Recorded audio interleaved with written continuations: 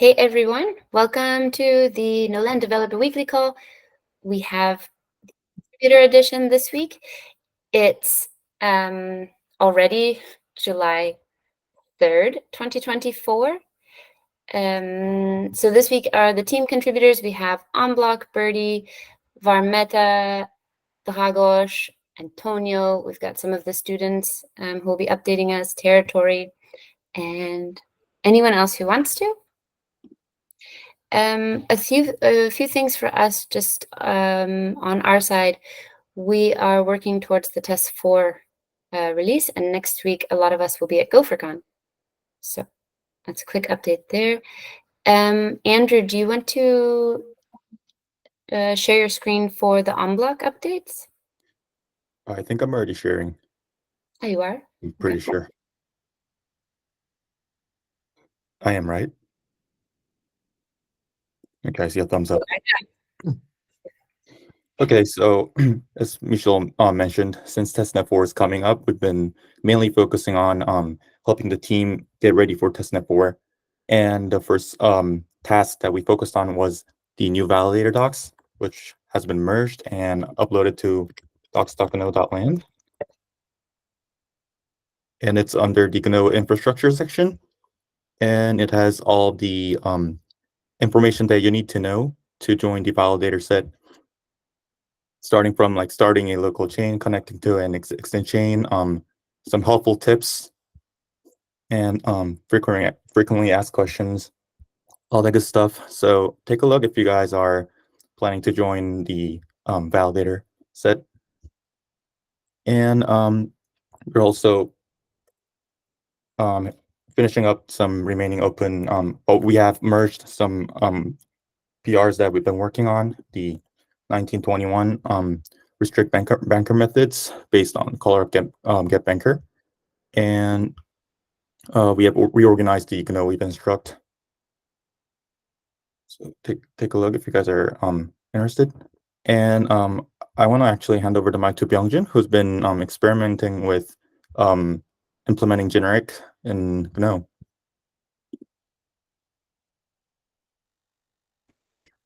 Okay, so Yeah, I'll let you take over the screen. Okay, can you see my screen? Yep, it's coming up. Oh, sorry, wrong window.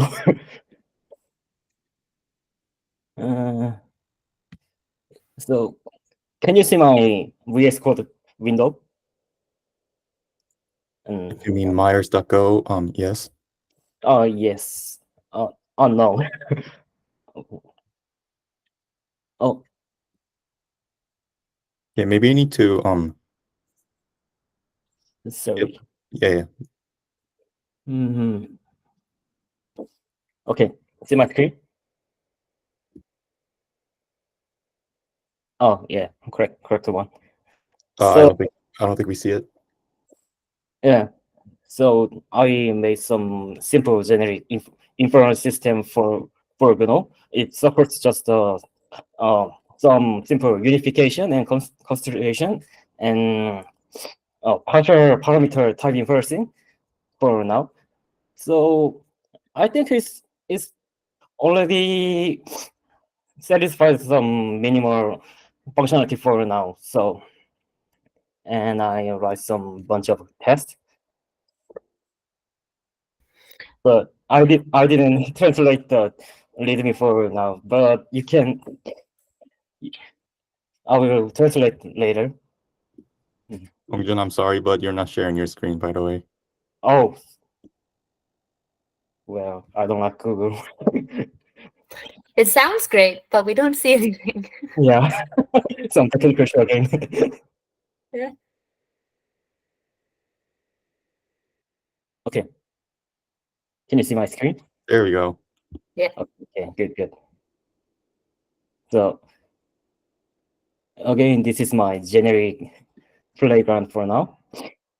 As I mentioned before, I didn't translate the README now.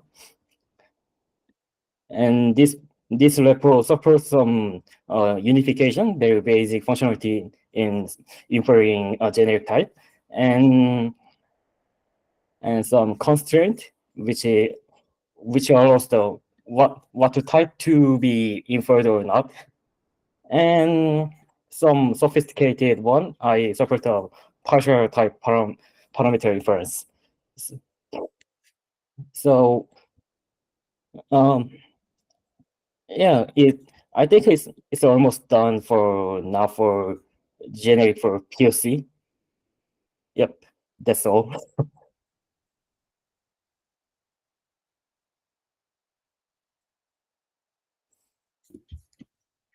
Thank you, Byung-jun. Will Excuse me. it, out of curiosity, when will it be ready? Yeah, actually, the monorepo is ready, but I'm not sure when will be attached into the GNU VM level. So Okay. I don't know.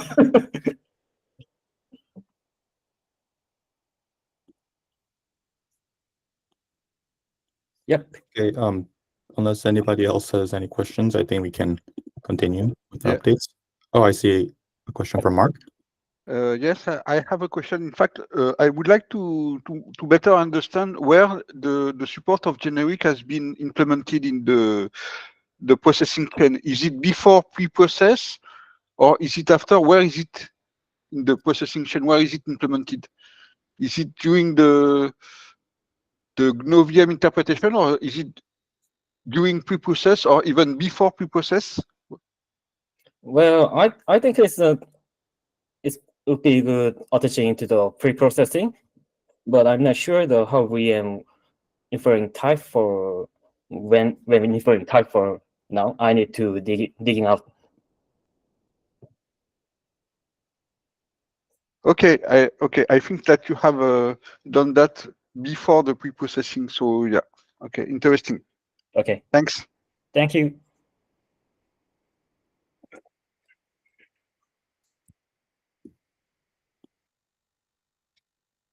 Okay, if anyone else has any questions, feel free to ping us in Signal or wherever.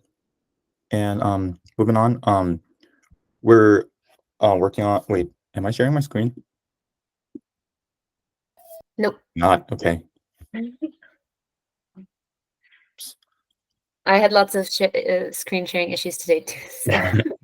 Yeah, and moving on, we've been applying on-block API in GNOScan to support custom RPC networks.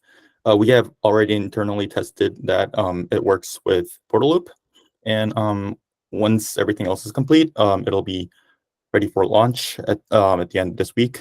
And furthermore, we're also adding support for GNU event information, so you'll be able to check out which event has happened from which realms and all this stuff. And also, we want to try to implement this feature where it shows events in depth, basically, but it is not possible in the current state. So we're looking to find the best way to support this. And there's a discussion on how to make this possible, which you can find in this link right here. And yeah, and for the coming weeks, we'll be focusing on supporting testnet 4 with helping the team test out the multi-node cluster and deploying a D9 GNOScan to support testnet 4, and also developing GNOSOP's governance contracts spearheaded by Byung-jun. And that's pretty much it. Thanks. Out of curiosity, Andrew, the no swaps governance contracts. Yeah. Do you mind giving just a little bit more context on what that means? Oh yeah, sure. So GNOSOP is going to be, of course, decentralized, and it's going to be governed by the GNS token holders. Ah, okay. Wait, let me actually share the link to the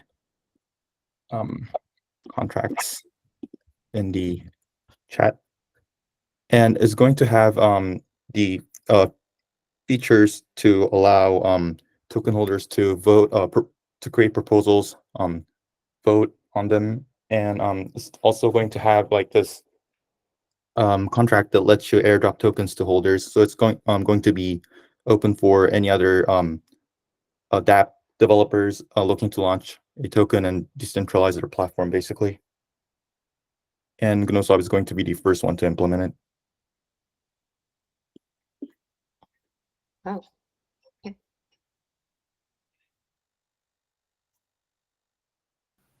I don't know if anyone else has questions on this.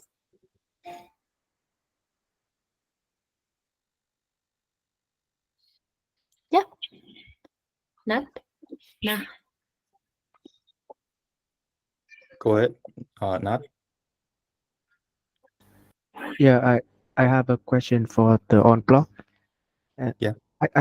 As I know, the GenoScan hasn't have not support for the local network, and have we have a plan? Does we have a plan for this? Yeah, so with the upcoming update that's going to go live probably by the end of this week, you'll be able to plug in any RPC address and your own TX indexer to basically use GNOScan with whichever network that you want. Yeah, great. Thank for your information. Yep.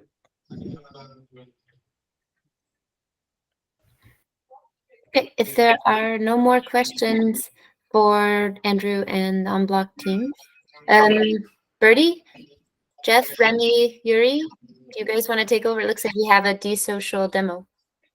Yeah, Well, hi everyone. So Remy's gonna jump in first, I think, Remy, with the notification. And then we follow Yes. with Jeff. Remy, do you need the screen? Yes, I will share Okay, my screen. here's the screen. Entire.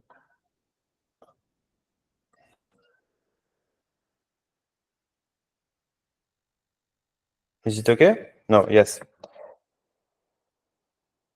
Okay, so as you can see, you have two phones, an Android phone on the left and iOS phone on the right. I can show you.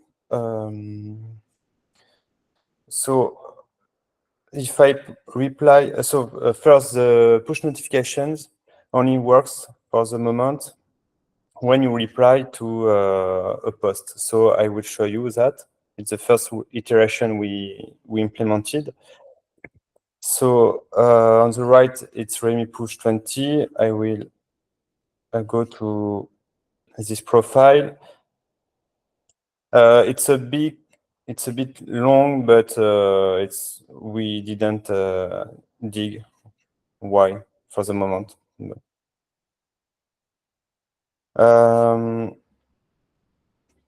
So if I test to reply here, I think you should see on the right the notification. Oh, okay, it's here, but because I'm on the app, sorry, you didn't see. I can try again if I close the app. Reply free.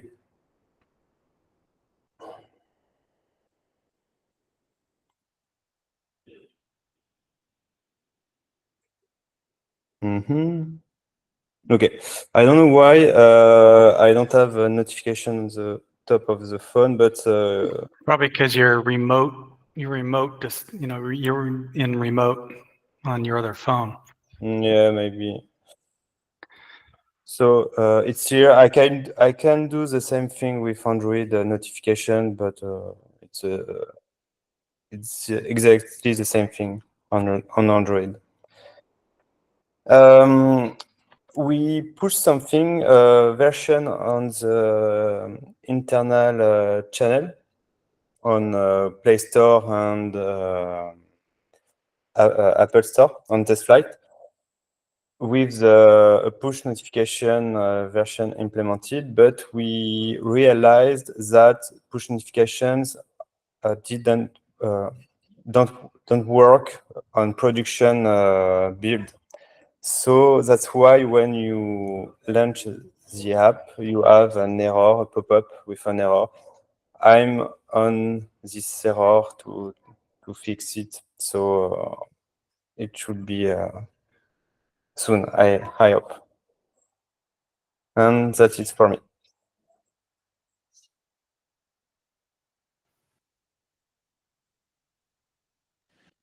Guys, any questions for Remy regarding notifications and or details about it?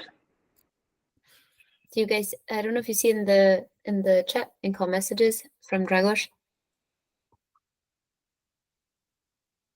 Yeah, Remy can look at this later. Okay. Oops. So Yuri had to step out. He may be back at the end of the meeting, in which case he can mention mentions and also talk about some tooling that we did to make it easier to use the NPM module. If there's time and if Yuri shows up again, we'll circle back to this. So for me, so we're starting in earnest on the Gno mobile project, which is, as it sounds, the key management like you have with Gno on the command line, but in a mobile app that all the other apps can share. When we wrote up the proposal, one of the things that was a possibility, a possible mode, is that the Gno mobile mints a account session key with some time constraints or spending constraints, and just give that key to another dApp that's interacting with the blockchain so that it can use it freely. That's not the only mode, but as we're speeding up on working on Gno mobile, just wanted to ask where we are with account session keys. Is it a feature planned for test 4, or if not, is there a timeline for it?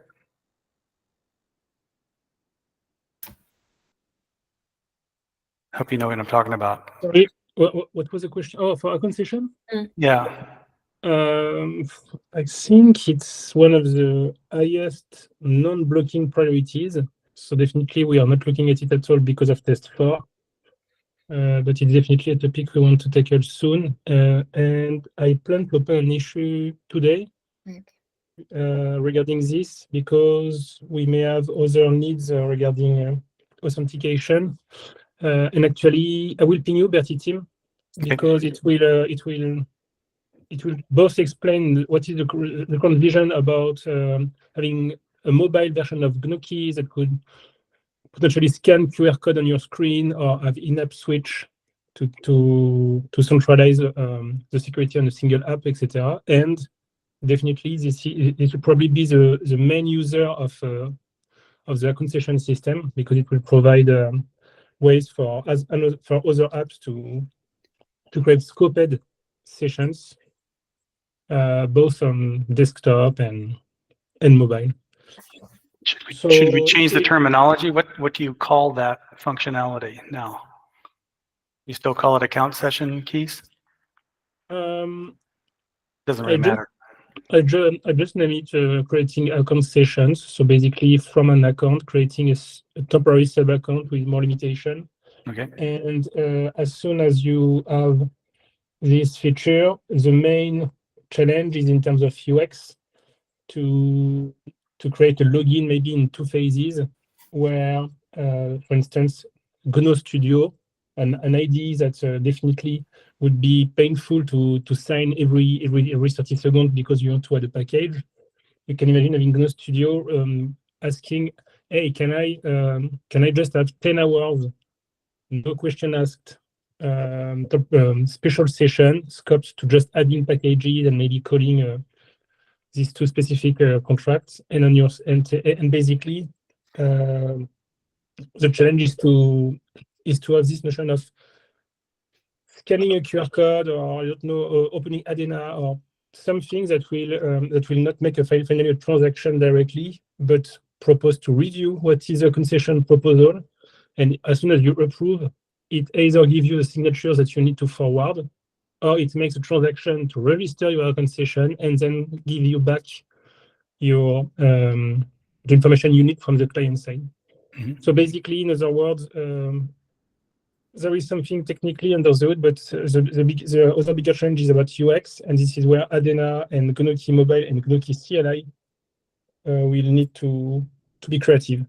So I will open an issue. I will open an issue probably today, nping the GNO Studio team, Bertie team, unblock team, so we can both confirm the facts, the needs, the requirement basically, and also try to split the load. But I think we won't work on it actively before test 4. Okay. And lastly, since Gno.key Mobile uses the Keybase API that's in the core, had a couple questions about the binding between a key and its name. And we don't have to dive into these issues, actually PRs right now. I just want to bring your attention to them. And I wanted to ask about the workflow here. So this pull request just adds a couple more tests at the end of existing test to, where are we? Sorry, I'm jumping around. Yeah, at the end of test export import. So the question is, it's good to create code which demonstrate the problem. Is this the right way to do? What I did is I put the bug label on it, and I said this PR demonstrates the bug.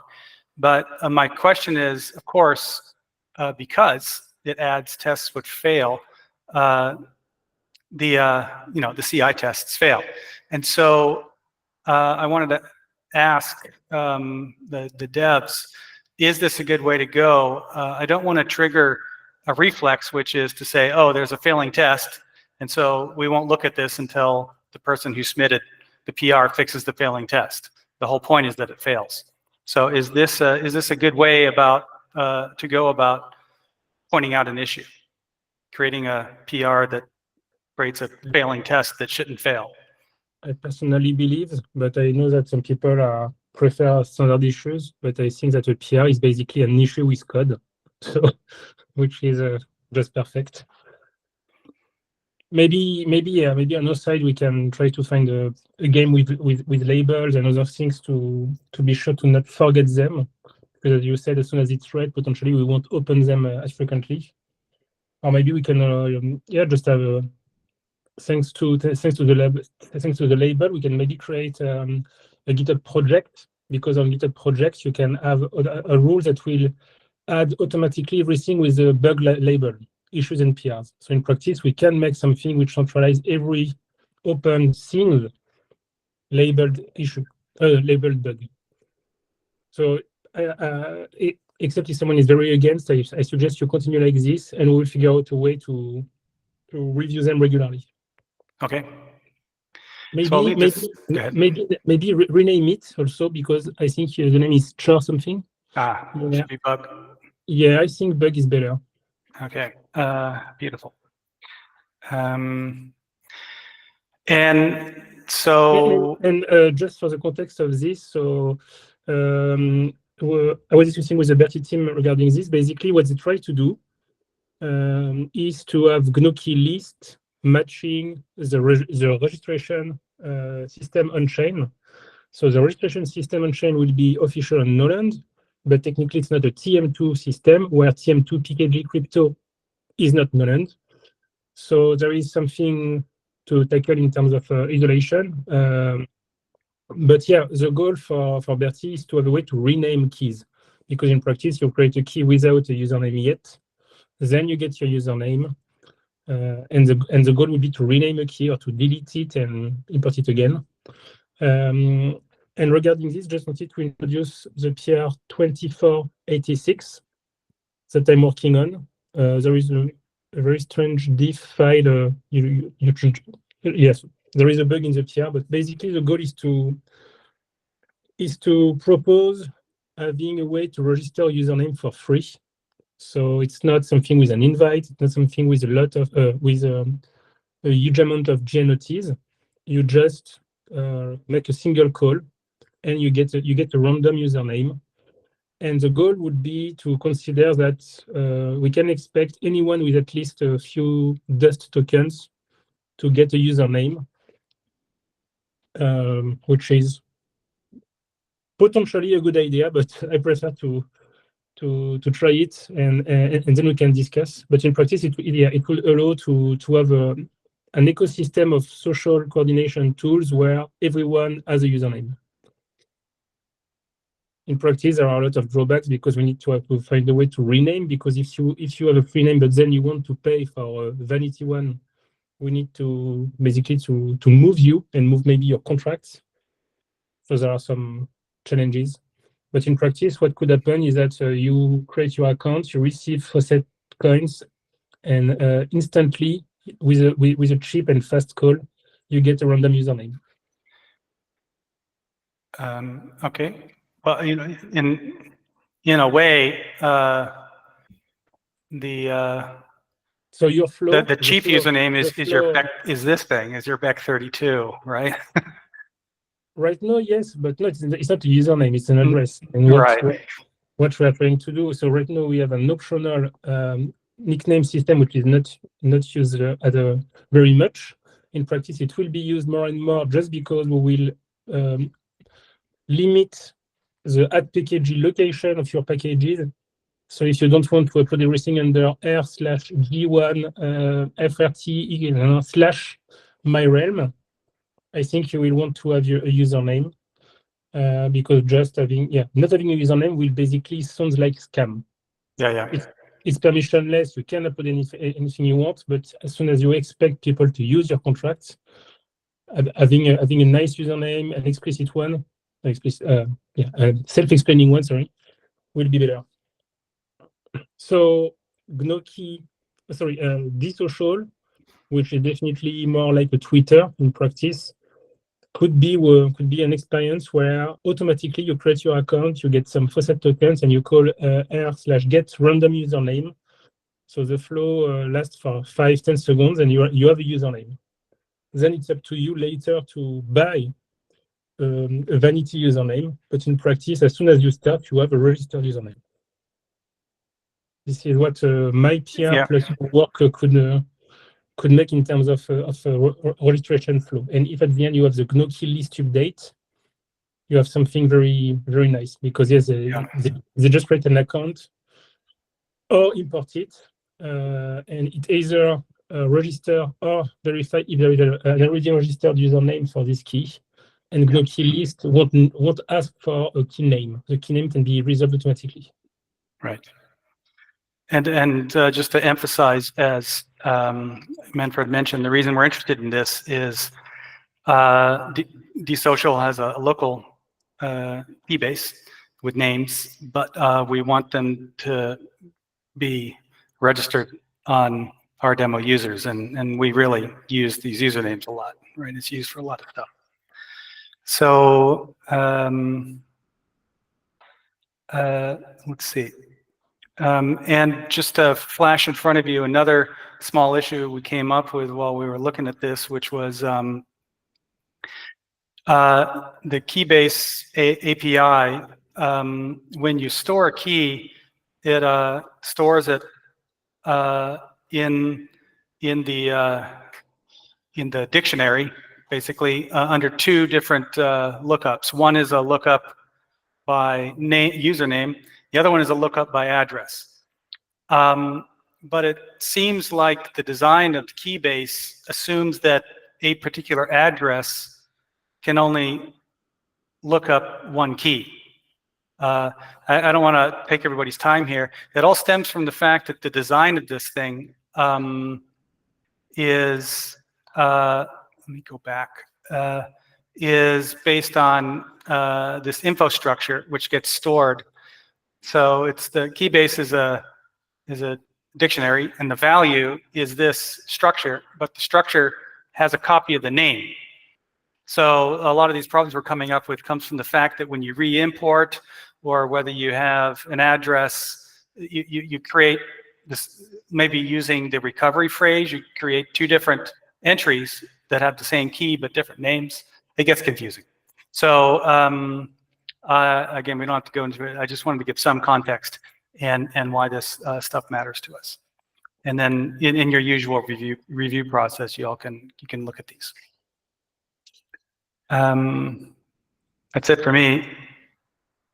I think the reason the name is in the struct is just because on the wire with amino gRPC, you can retrieve the full object, so it makes sense to have name inside, and then you probably have the name in the map just to get fast lookups. So the real challenge is to hide this implementation detail complexity and make sure that as soon as we rename something, it renames both the key in the map and the name in the struct. Well, yeah, you guys can look at it, but the database allows multiple entries that have the same address, and if that's maybe that's okay. Do you mean from the external API or when you are in the package? Well, when I'm like, let me see if I can. I don't always waste everybody's time. Can I move this? Can I move this? Internally, I don't care. I just want the API to be to hide this complexity.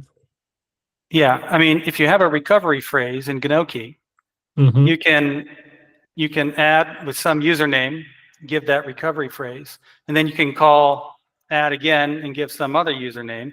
Oh, yes, and put the same thing in there. And this calls that API, right? So it's the database implementation allows that to happen, which may be okay, but then this thing, basically where this mapping from address to name should be the result should be a list. This one override with the last one. The setting key is okay. The setting address key can override. You can override, but it should maybe the thing that's at this address should be a list of entries, list of keys. I personally believe we should not have two times the same key in the key list. Okay. Well, in that case, if in the if in the response to this, I can do a PR that'll update the database to forbid that. I just gave you my personal feeling. I think we should discuss more because maybe there is a reason I don't know. For instance, right now we all use Gno.key list with simple keys. In practice, it supports multi-sig keys, and it also supports keys where you don't have the private key at all. So it's registered. It's right. I admit the so-called local keys or something. I admit I didn't understand that. Potentially, this is the reason why having the same pub key multiple times makes sense, because in practice, just the pub key field is the same, but maybe other fields are different. Yeah. So I would be for not accepting having twice the same key in the list, but I really need to have more people confirming that we can do it. All right. Luckily, I don't see people from Tendermint/Cosmos could help actually. Yeah. It's not specific to us. It's in general. Does it make sense to support multiple times the same key with different names in a key list? Yeah. Okay. So yes, absolutely. The point of these PRs was to open a discussion. So I'll see. Yeah. Sorry. I know another case. A ledger, for instance. If you import a ledger, you will just have the pub key. Then, if you import the same ledger mnemonic, in practice, you are not using an hardware wallet anymore, but you will have the same pub key. So in practice, it's completely unsafe. But this is a way to have twice the same pub key while not having the same other fields. Yeah. Starting with a ledger and then importing the recover with recover. Okay. So yeah, we'll be happy to any of these is a simple fix as long as we decide on what we want the behavior to be. I think finally, if we want to keep multiple keys because it makes sense, we just need to have an automatic suffix system. If you had something matching an existing key, you just have a suffix with a .1, .2, .3 or something like this. Okay. But we should not have one key equal multiple. Multiple names equal the same key directly. Oh, sorry. Yes, you can. You just don't need to have a name overlapping. Yeah. Manfred, did you say you had an issue about this? I should put it in there. What's the number? Absolutely. Let me share my screen again real quick. Hopefully I didn't get rid of it. What was that draft PR you were working on to allow 20? It was a draft PR to the random name, generate a random free name. Oh, 2486. Okay. Yeah. Okay, and absolutely, you're right. If I go in here, just do related PR to generate a random free name. Okay. Got it. Okay. Thank you. Yep, thank you. Shall we move on? Well, I guess, are there any more questions, or like, does anyone want to build on what was discussed right now? I guess any questions on the namespace or random free name topic from anyone else?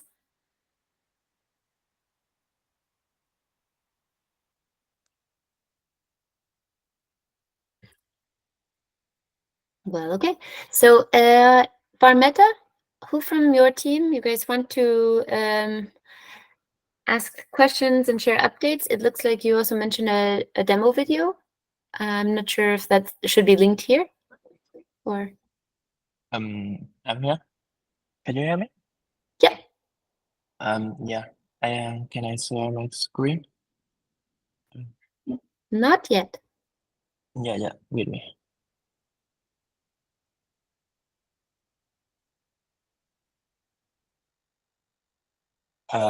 You see it? Yes, we see it. Yeah. We have several PR and issue like this about zero arrest, gas you in Gno test, verify and sign function like this, and the PR about define the no message and something like it on in under reviewing and waiting for review status.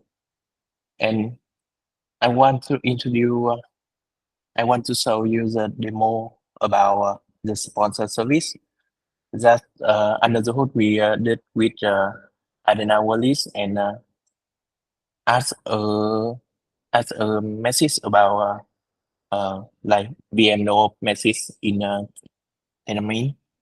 I have a video here. Can you see it? Yep.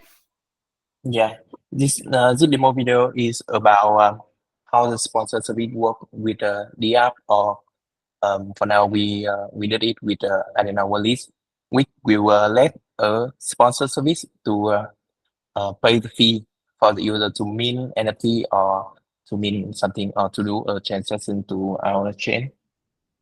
So this is on the top that how it's work and how it will look like. I will start the video. Right. You see, we need to connect an wallet here and approve it.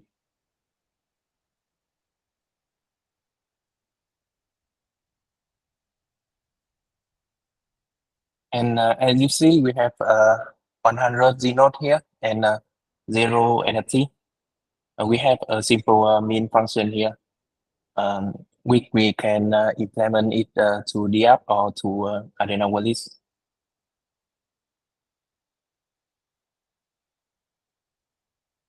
And when you want to mint NFT, we have a list of sponsor service which register to our sponsor service management ring already. And here we got Bameta sponsor service.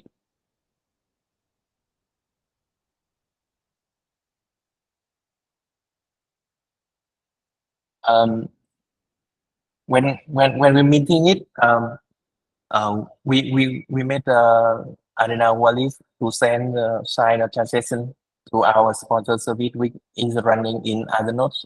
So yeah, after signing, we will send transaction here. Like you can see, the data is a no of message with the color is who will pay the fee this is our sponsor service arrest, and yeah, after approve, we will approve it.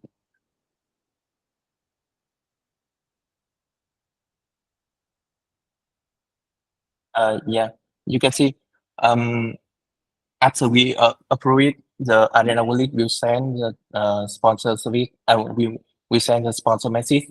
I mean the no message to the sponsor service, and the sponsor service will broadcast the message into the chain, broadcast the transaction into the chain, which has a sponsor signature and Arena Wallet signature.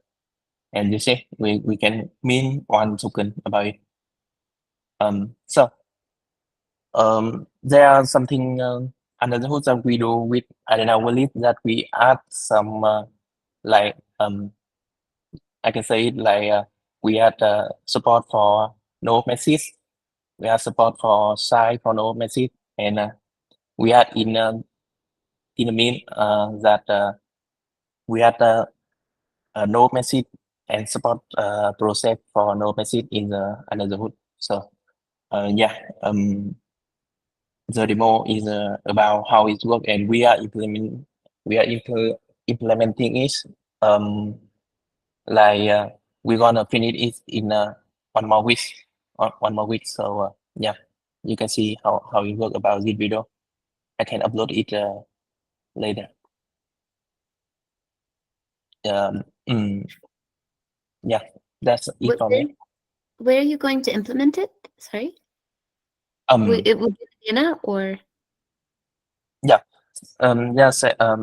Like we need to add the logic into Arena Wallet to support it, and we also add the logic to our chain in like the sponsor package, the like the sponsor management package and the sponsor management ring to manage manage the sponsor array. We also add like we have VM code, VM send, and like that message in the Tendermint too. So we add a thing called VM no message that in our PR like this define the no message. Is it PR 3152? Yeah. So that is for me. Any question? Does anyone have questions? That's really cool. Yeah.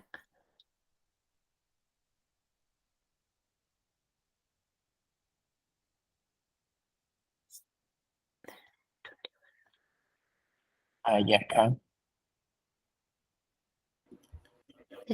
So I have a question. Are both wallets signing at some point, or is it just the sponsor that's signing the transaction? I would say the wallet will sign on the message on the document doc, and after sign on it, we only use the Arena Wallet sign function. So after sign on the document, we send it to sponsor tweet, and sponsor tweet need to add each signature into it. Like we have two signature in the signature field.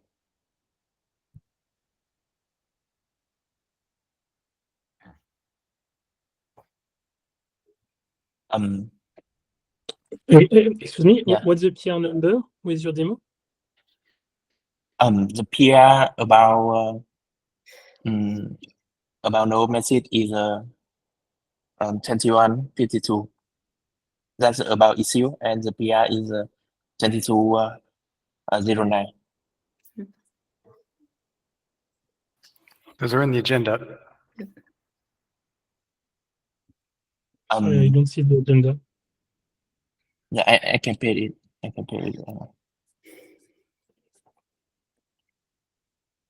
Because 2122 for me is about documentation. Can you see in the chat? Yes. No, Thank you. 2152. Mm-hmm. Yeah. Okay. We'll give a look today. Yeah, we need review on how it affects to VM. So and the PR is 2411, right? 24. It's I think 20 it's 22 and 9. It's one of them.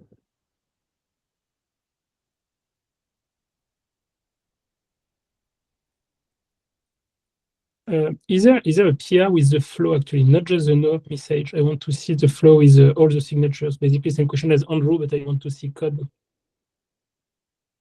Is there a PR with the flow where you sign things and you no?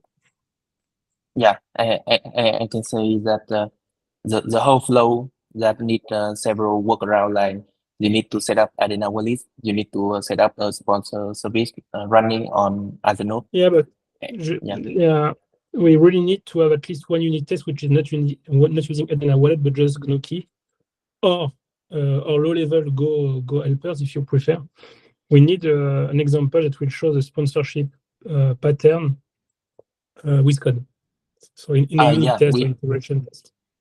Yeah. We also have a unit test and we will put it after the call.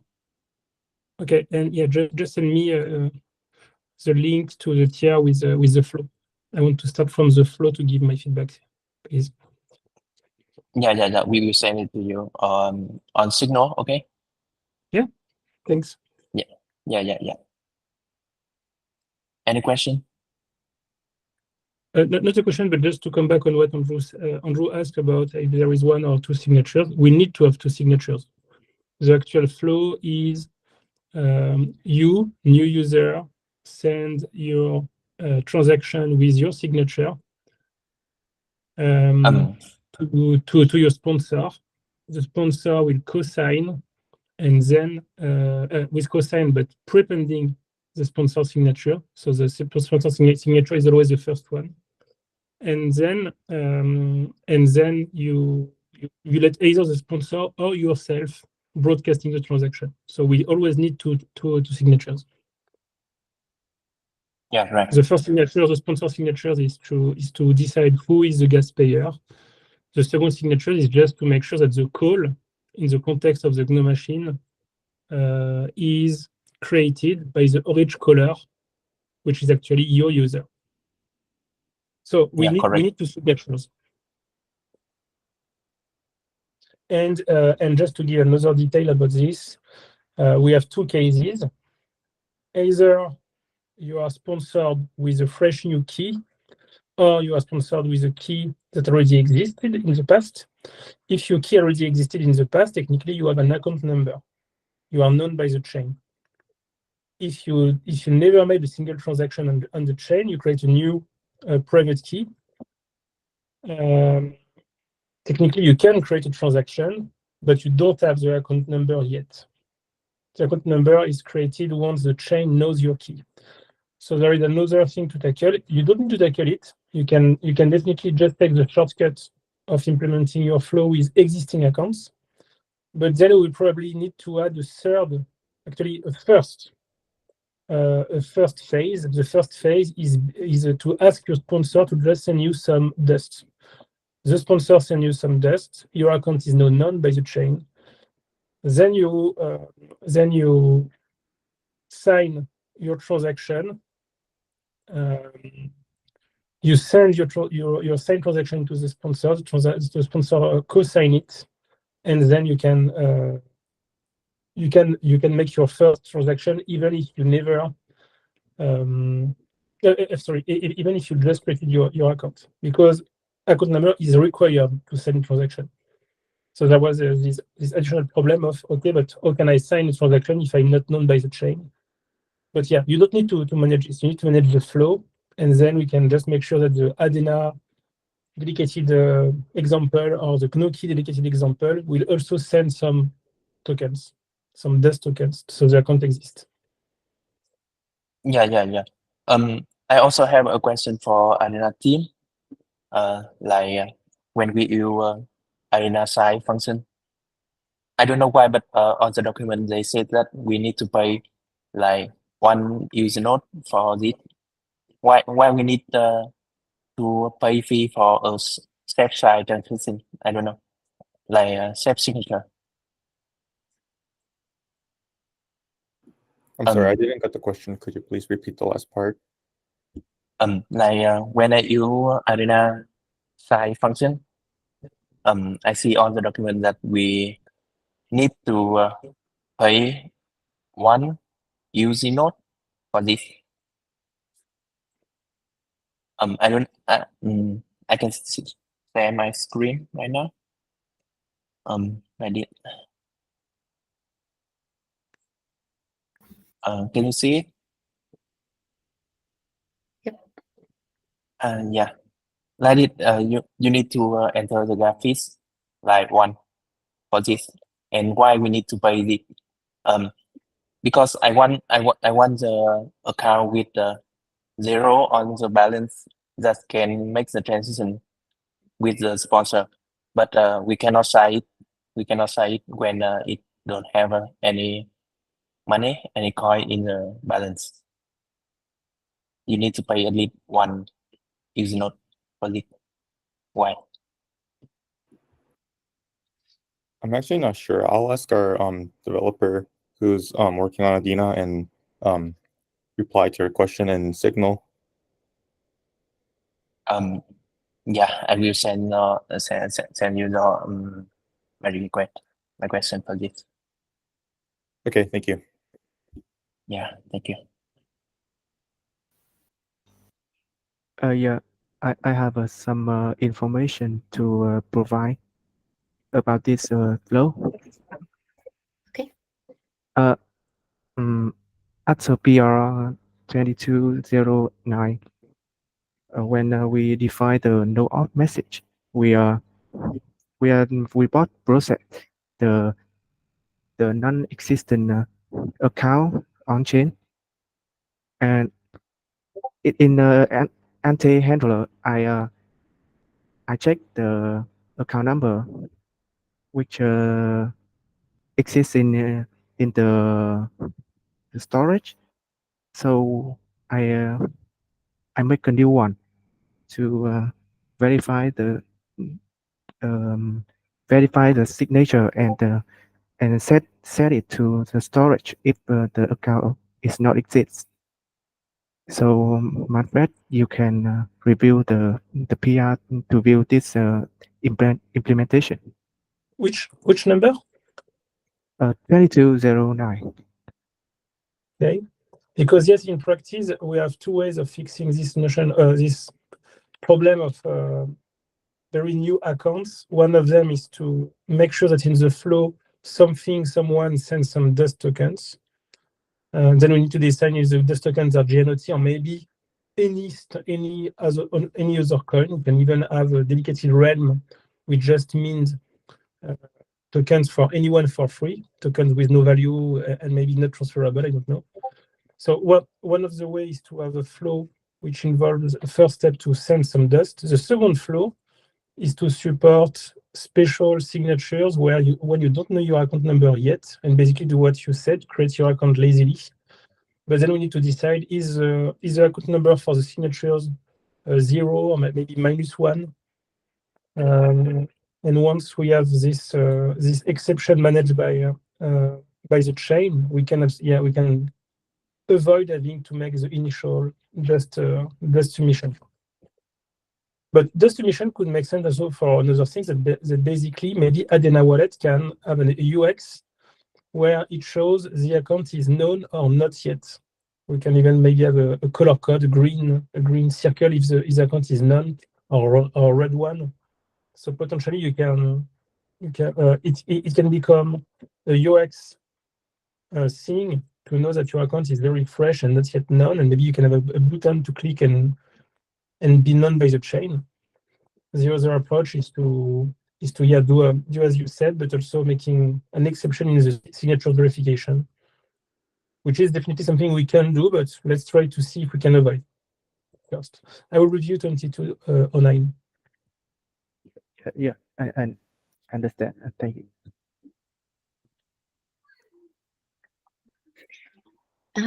Since we only have like 2 more minutes, maybe an extra 5 minutes.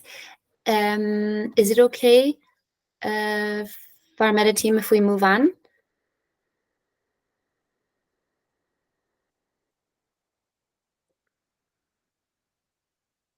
Okay. So Dragos, sorry to put you on the spot.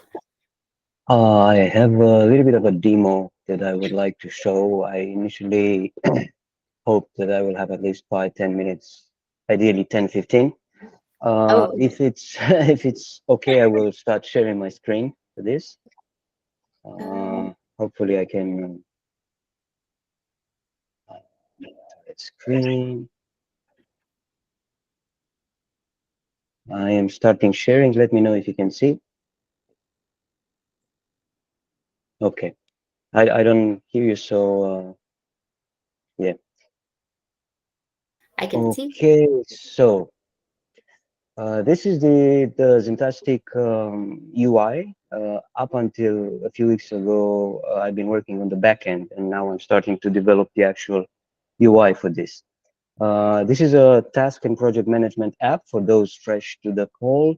It implements a productivity workflow called Assess, Decide, Do. Very briefly, in Assess, we are not able to do anything to a task other than edit it once we are happy with how the task looks, or maybe receiving comments or edits from other people. We can move the task to Decide. In Decide, you can add resources to it, like context and duration or time when you want to do it. And in Do, you don't do anything to a task, you just do it.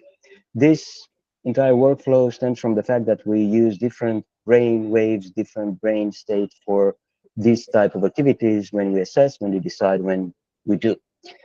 So this is the basic workflow, just to see how the logic works. There are many things to be implemented, most of them not yet clear to me, hence my request for a call, Michelle. Next week, I hope to get some feedback. Without further ado, let's move forward. As you can see here, there is just one item in my assess realm. This is the first task. Let's look at the task and let's add the second one. Once the task is added, we can delete it, or if you want to send it to the, let's say the first task is something that I'm okay with, and I will send it to Decide. Just have a look at this pie chart. It should update in real time. There is the possibility to add a project. There is a minor difference in UI, in the sense that here we can edit or update a project, but to project specifically, we can also add tasks for this project. So this is how it works when a project has subtasks. One interesting thing that popped up to my workflow is that sometimes a project task is not enough to be in the project, so it can be a standalone task. So I have this feature that can let you eject or detach a task from a project, and that appears here, and you can see it's an independent task.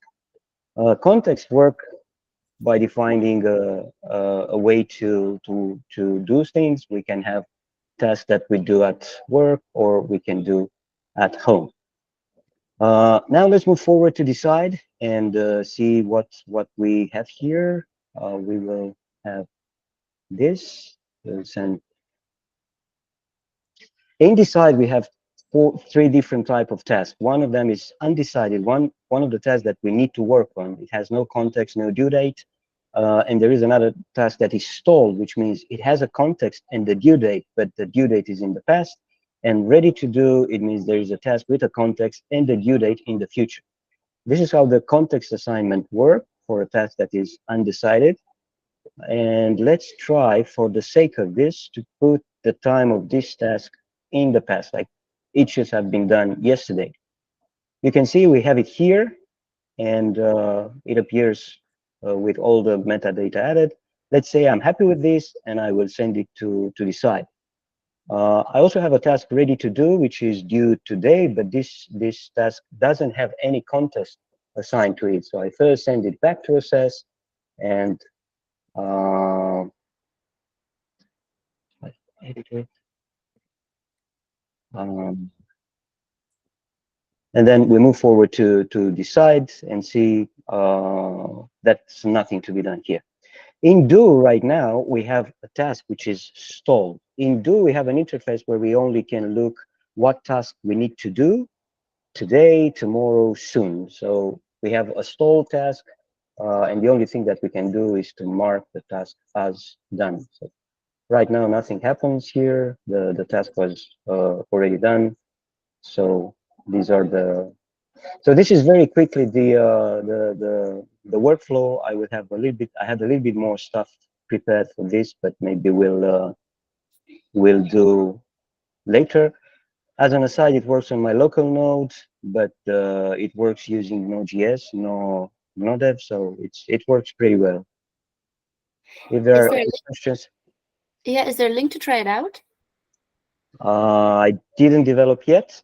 I didn't deploy. Sorry, I didn't deploy yet, but I will deploy in the coming weeks. Hopefully, together with the project part, which also contains logic for adding teams, actors like separate users, and points which could be linked to something like contribution points or something like that.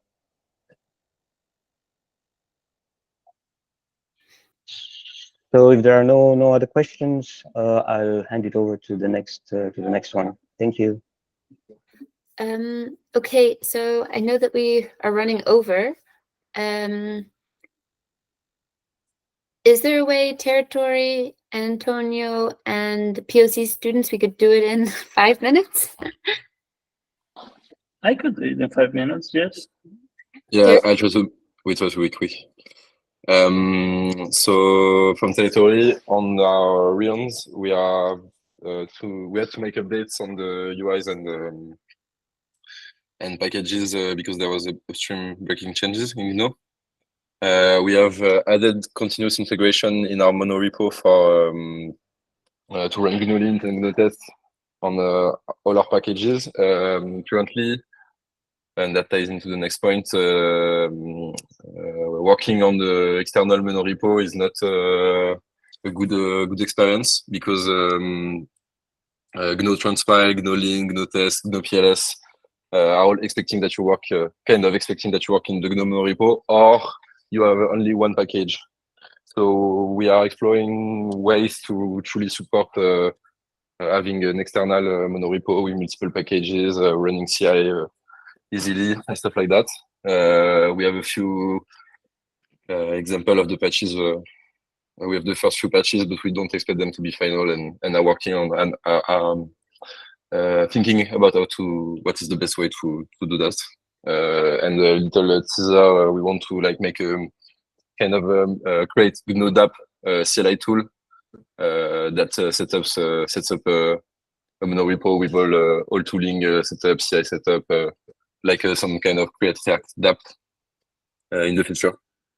And I let Omar talk about the rest, the Gno core work. Yes, in the Gno core work, we have 2 new pair. We have a pair that fixing the runtime panic. We have an issue in the Realme in this moment when the developer when the panic is triggered by something. For example, when we divide by 0, we have a runtime panic, and this panic we cannot recover it. We have a fix that solves this issue, and also we improve the way. Just I will look this pair. We improve the way we compare the interface when we have an issue. We will add more information. For example, if a function miss or something like that. And this pair also in the review. That's all for me. We have another pair in review that we are waiting for your review, guys. That's all for me. That's number 2202, or sorry. Oh, sorry, wrong touch.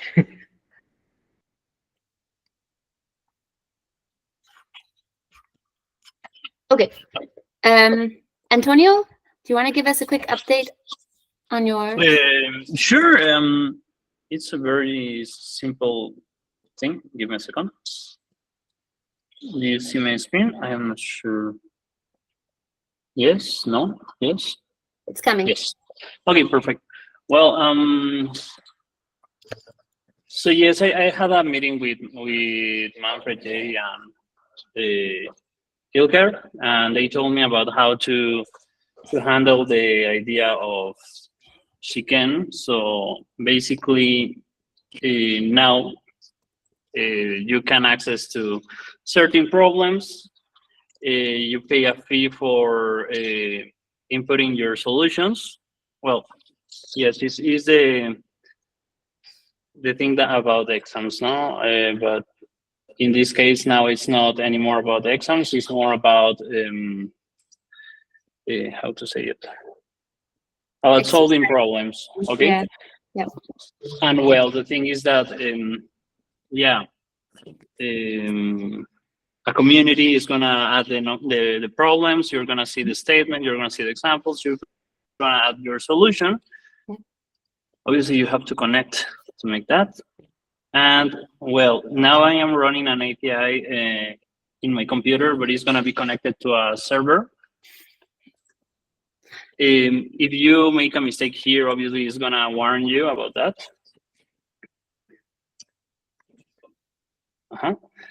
But well, the thing is that yes, now you will have the problems, and it's gonna show in the leaderboard the problem that you made. It's gonna show the address. I don't know why it's not appearing right now. The score probably didn't refresh. Okay, well, it's a problem now.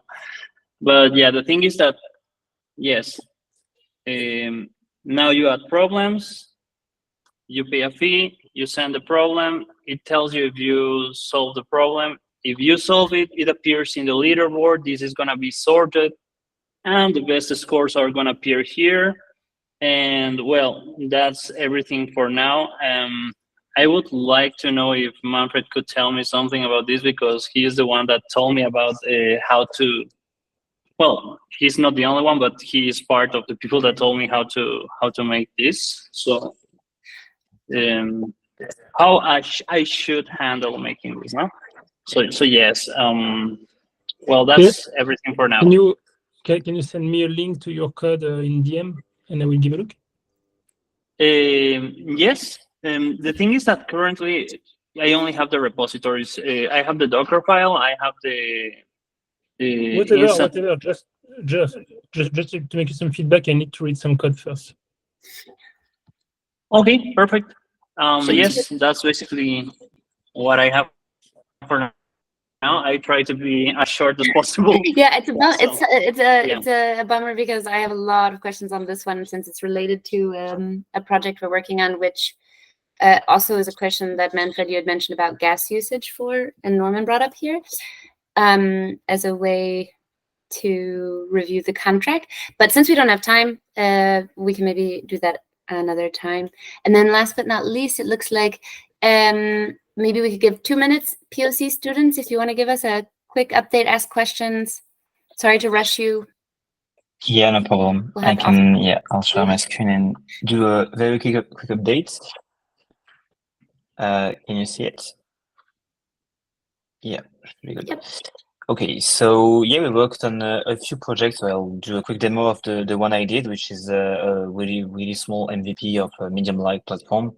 And maybe next time the others will present you the OpenSea clone they created. So basically, the idea was just to discover the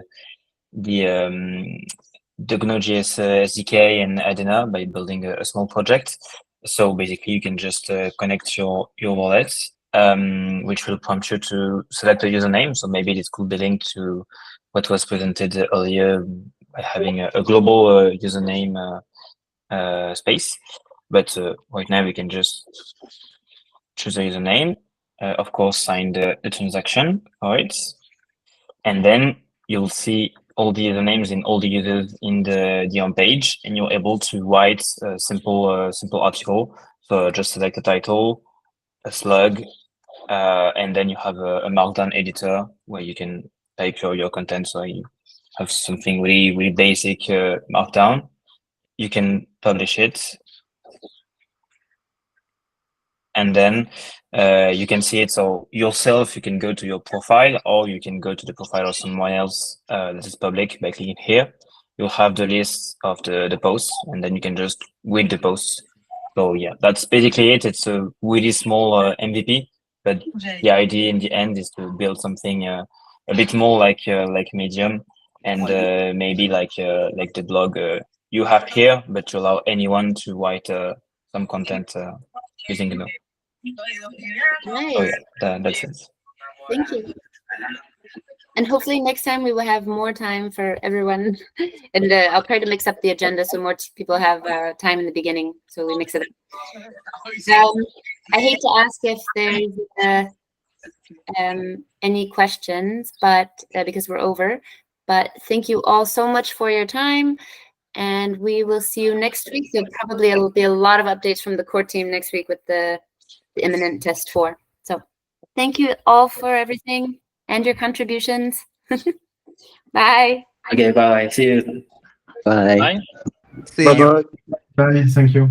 Bye.